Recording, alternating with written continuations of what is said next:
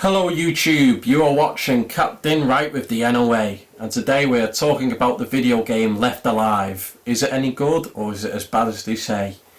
First of all, let's get the elephant out the room. This game isn't perfect. Graphically, this game looks more like a remastered PlayStation 3 game than it does a brand new PS4 game.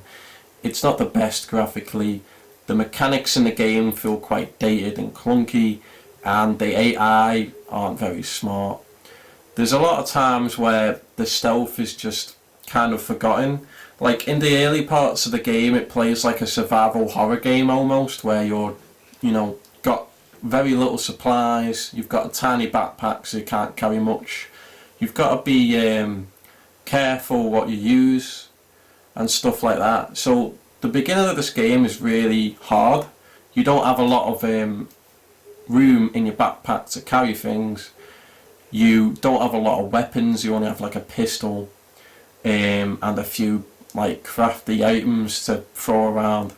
So the beginning of this game is really difficult because of that, but by the end of the game it gets more and more action orientated to the point where playing it stealthy is just not possible, which is a shame because this game is developed by some of the people behind Metal Gear Solid, one of my favourite stealth games. So the fact that the stealth is really just crouch, you can hide and throw distractions to lure enemies, and that's really it, is kind of disappointing considering that Metal Gear Solid is one of the best stealth games out there. The stealth in this is very basic, and by the end of the game it's just an action game anyway.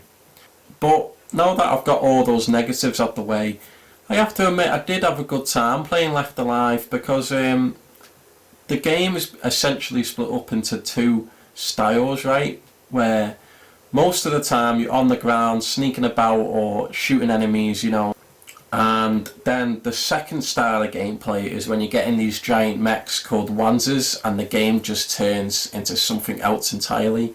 One moment you're going to be sneaking past enemies with like a pistol, being careful, and then the next minute you're in a Wanzer blowing up tanks, other mechs, and it turns into like Transformers. It turns into Transformers basically. Suddenly you're in this giant mech, the city's small now, and you just tower your way through all the enemies like the butter. It's awesome when you get in a mech, and it's one of the saving graces in this game. I've also got to say that the open world maps in this game are really big, and like there's a lot of places to go, so it's not like these tiny small maps. Like the maps in this game are really big, and it's open world as well, semi-open world, which means that it's not like GTA where you've got the whole city of Yugoslavia to explore. It's basically split up into 5 sections per mission. So in one mission you'll be in the harbour, in another mission you'll be in the east side, west side, etc, etc. And in each mission you have your own little objective to complete as one of the 3 main protagonists that unfortunately do play exactly the same. Now the story is very similar to Metal Gear Solid as well, with a lot of revelations and secrets and military sort of espionage action style things that you would enjoy from a Metal Gear Solid game. And I think if you're a big fan of Metal Gear Solid and you play Left Alive, you will appreciate the story. It's also set in the year 2100, so it's quite futuristic, this game, but not over the top like Blade Runner. It's like quite futuristic with mechs and drones flying everywhere, but I feel like the world this game is set in is quite believable, in all honesty. I quite like the futuristic setting of this game.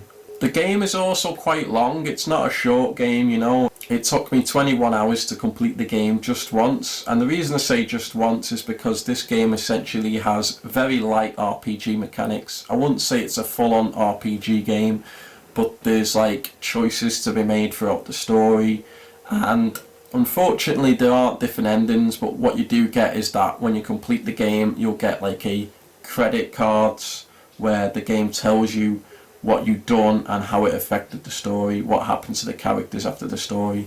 So it's kind of interesting to go back and replay the game just to see what can change in the story through the cutscenes and dialogue, and what happens to the characters at the end of the game. It's not the type of game that when you complete it you're going to want to complete it again just to see what happens. It's just a nice little touch where if you did replay the game it would be slightly different than your first playthrough, which I give props to the developers for. So at the end of the day, Left Alive isn't a perfect game. It's got clunky mechanics, the stealth isn't great, and the game looks like a late PS3 game or remastered PS3 game. But despite all that, I did have a lot of fun with the game. It's a fun third person action game, and it's not just running around in third person shooting enemies or sneaking by. When you get in a mech and start wreaking havoc around the whole city, that's awesome. You know, it's quite fun how the game can be a third person shooter and then suddenly transform as the game and then back in two. I also gotta admit that the boss fights in the game were pretty fun too. They weren't too hard, but you know, I've had worse boss fights, you know, they weren't dead easy either. So I felt like the boss fights in this game were quite decent. You know, it's not a perfect game by any means, but I did have a lot of fun with the game. It's not a boring game, it's not as bad as people say in my opinion, but I can see why a lot of people didn't like it. In my opinion, I would give this game maybe a 7 out of 10 and a 3 out of 5 stars. Not the best game ever made, but I had some fun with it, and if you're a fan of Metal Gear Solid, I think you will enjoy this game. But beware, it's not, you know, AAA material, let's put it that way. So guys, thanks for watching my review of Left Alive. Check the game out if you fancy it, if you're a fan of Metal Gear Solid. Don't buy it too expensive. You know, it's a bargain bin game. It's okay, it's 21 hours long. There's some enjoyment to be had. Thank you for watching this video. See you guys in the next review. My name is Captain Wright with the NOA, and I'll see you guys next time. Both my ebooks are now available on Amazon Kindle. The New Order of Alexandria is a dystopian sci-fi adventure full of violence, drama, with plenty of gunfights. Paranormal Homicide is a supernatural horror set in my hometown of Runcorn, a murder mystery with a sinister twist.